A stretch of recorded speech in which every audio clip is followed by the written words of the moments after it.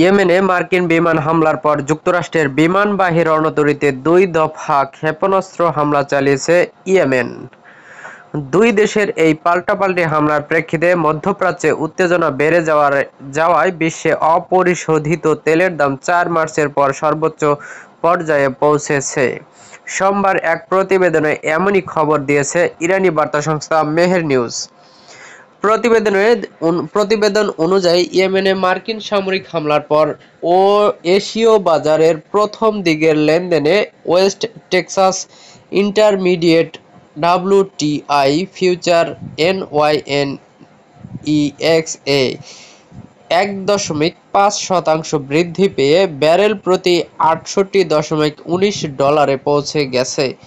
অপরদিকে ব্রেন্ট crude future আইসিইএ ১.৪২% বেড়ে $৭১.৫৮ পৌঁছায়, পরে অবশ্য কিছুটা কমে আসে।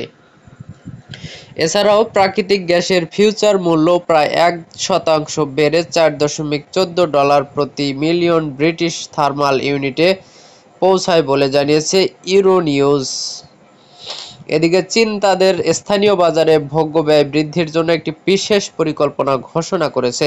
এর পাশাপাশি দেশটির সাম্প্রতিক অর্থনৈতিক প্রতিবেদনগুলো ইতিবাচক সংকেত দিয়েছে, যা বিশ্ববাজারে চাহিদা বৃদ্ধির আশা বাড়িয়েছে। চীনের বাজারে খুচরা তেল বিক্রি বছরের প্রথম ২ মাসে ৪% বৃদ্ধি পেয়েছে, যা গত ডিসেম্বরে ৩.৭% বৃদ্ধির তুলনায় দ্রুততর।